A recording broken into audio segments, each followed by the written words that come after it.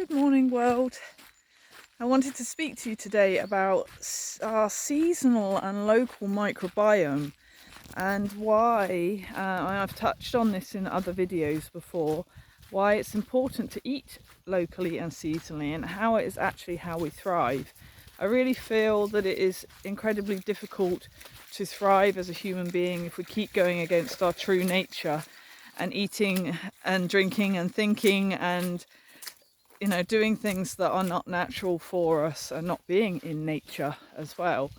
But anyway, that's something else. But why is it important that we eat locally and seasonally? And it's not just because that's helpful for the environment, but actually it's how our body is designed. It has a certain microbiome which changes through the seasons, because that's how we would meant to eat so that it is more able to utilize the nutrients and to uptake the goodness from our foods that are, say, berries and things like that in the spring, and winter fruits with high vitamin C in the winter.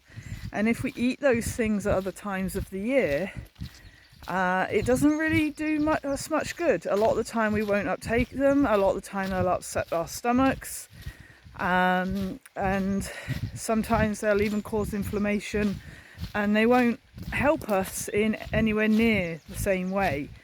So it's really important for this reason to eat seasonally. We get the nutrients we require in the season we require them, and they're most easily readily available to us.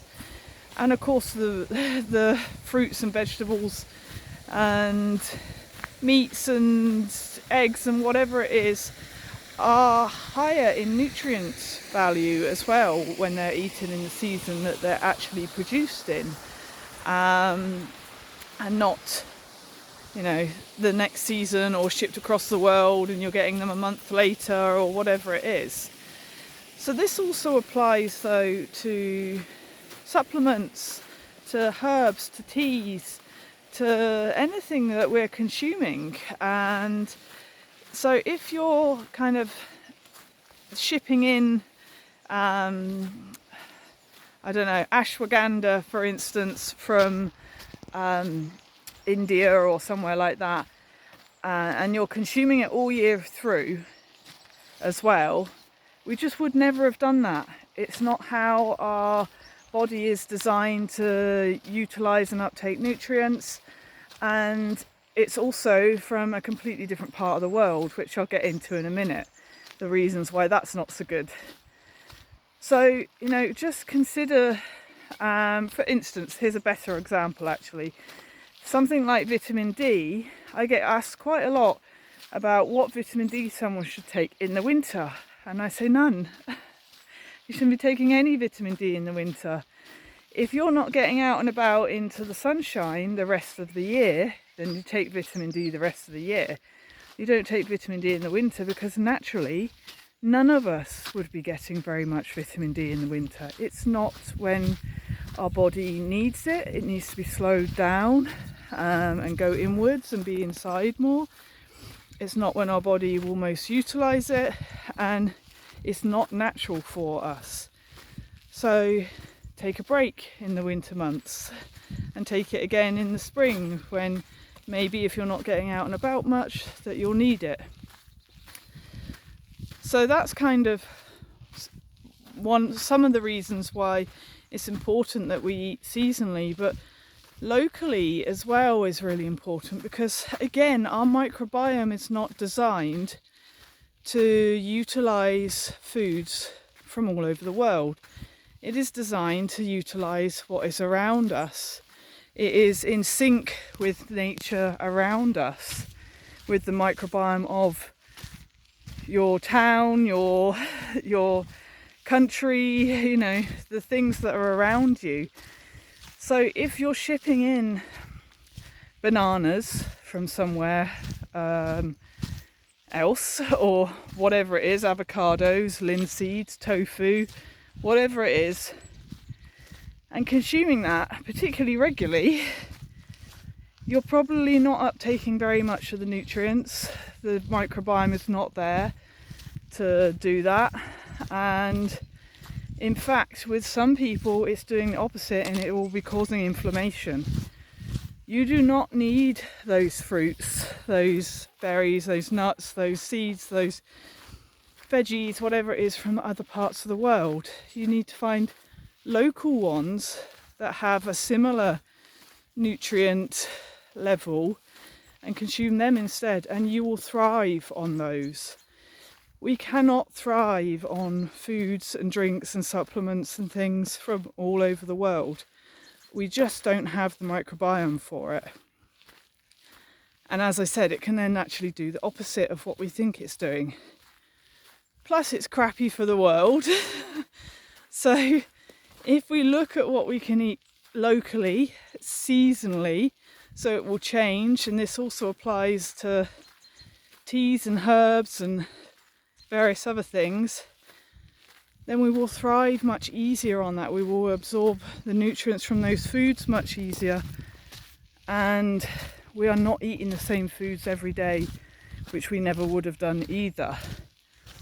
So as I touched on earlier, that's the same for like supplements and things. So if you're getting ashwagandha, for instance, from another part of the world because somebody told you that's good for your nervous system, it is good for the nervous system of the people there. For us, probably not, and probably doing the opposite. So I would be looking for something like milky oats or something that grows locally. But I also wouldn't be having it all year round, because again, we wouldn't. So I'd be considering when does it grow, and when would it be harvested, when would I need it the most, maybe as in the winter you don't, because it's slow. We would be naturally slower and more inward, but maybe come spring when there's much more of a stimulating life going on, that's when you may need it, and that's maybe when it's usually harvested and utilised. I don't know about that, but you can check. So yeah, just considering these things, that the local and seasonal thing isn't just a fad or something. This is our natural state of being. This is how we naturally thrive, to eat things that are local and seasonal to us, that our microbiome can deal with, that our body can deal with, that then we don't get food intolerances, then we don't get other IBS type problems, and that we get the nutrients, the optimum amount of nutrients that we need in the seasons we need it, and not just basically empty calories a lot of the time. So this is how I think we thrive. This is how I know we thrive, is to go back to our roots, to go back to what is local, seasonal, natural, ancestral, traditional for us. And this applies even if you're raw vegan, which I know from being raw vegan myself is a horrendously bad way to eat, as in it's not local, it's not seasonal, and most people just have permanent digestive upsets. I know, I've been there because of that. But if you could do raw vegan, local and seasonal, you would thrive more. But also if you're a meat eater, I really believe we wouldn't be eating steak every day. You know, we'd eat a lot of meat in like short periods of time. In fact, we would also eat meat that was gone off. Our digestive system was meant to be acidic. For that reason, because we had very little ways of storing it. And then we also wouldn't have had dairy or eggs probably in the spring, when the chickens are sitting on eggs and the animals need their dairy for their babies. And you know, it would have been certain animals passing by at certain times of the year that we probably would have gorged on. and then a small amount of seeds and nuts and fruit, and maybe some root veggies or something in season only.